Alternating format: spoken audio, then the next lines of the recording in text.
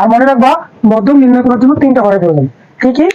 একটা হচ্ছে শ্রেণীব্যক্তি, এটা গণসংখ্যা, আর একটা হচ্ছে ক্রমজনিত গণসংখ্যা। এই তিনটা ঘর থাকলে আমরা কিন্তু মধ্যক নির্ণয় করতে পারবো।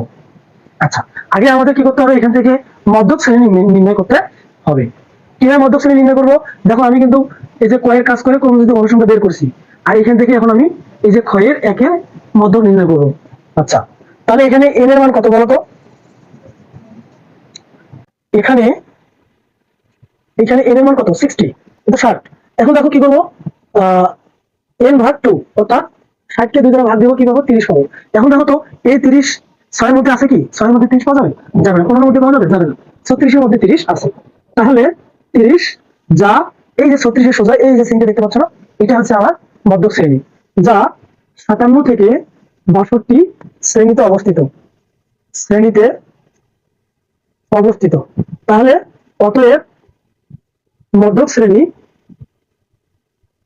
শ্রেণী কি হবে? 57 থেকে 62। এটা হচ্ছে আমার মধ্যক শ্রেণী। এখন আমরা মধ্যক নির্ণয়ের সূত্র বসাই দিব। তাহলে অতএব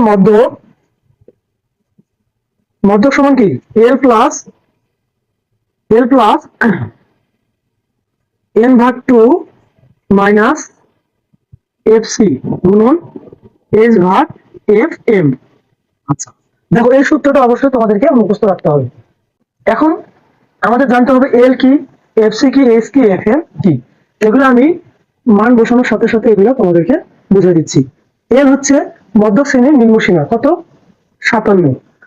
এন কি? এন হচ্ছে মোট গণসংখ্যা 60। আচ্ছা, তারপরে এফ সি, এফ এম এবং কি এস। আচ্ছা, এফসি কি? এফসি কি? এফসি হচ্ছে মধ্যক শ্রেণীর পূর্ববর্তী মানে কি? উপরেরটা ক্রমযোজিত গণসংখ্যা, কত? 15। এস কি? এস হচ্ছে শ্রেণী ব্যক্তি, অর্থাৎ শ্রেণী ব্যবধান 45 থেকে 50, 45, 46, 47, 48, 49, 50, কত হচ্ছে? 6 হচ্ছে।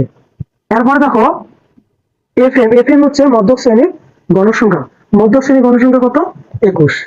এই যে মানগুলো আমি পাইলাম। এখন এগুলো জাস্ট বসাই দিব, বসাই দিয়ে ক্যালকুলেশন করবো, আমাদের উত্তর বের হয়ে যাবে। এইটুকু কাজ করতে পারলে তুমি 4 পাবে। তাহলে 57 প্লাস 60 ভাগ 2 মাইনাস 15 ইন্টু 6 ভাগ এখানে কত? এখানে হচ্ছে 21। তাহলে 57 প্লাস কাটাকাটি করলে কত আসছে? 30। 30 থেকে 15 বাদ যাবে, আর 6 ভাগ 21। আচ্ছা, 57 প্লাস কি হচ্ছে? 15 গুণন 6 ভাগ 21 দিব আমরা ক্যালকুলেটারে, তাহলে খুব তাড়াতাড়ি সহজে এটা পেয়ে যাবো। 6 ভাগ 21। আচ্ছা, শুরু করেন 2 8 2 8 8 ভাগ আমি আজকে 6 দিন একসাথে কি করবেন? 15 গুণ হবে।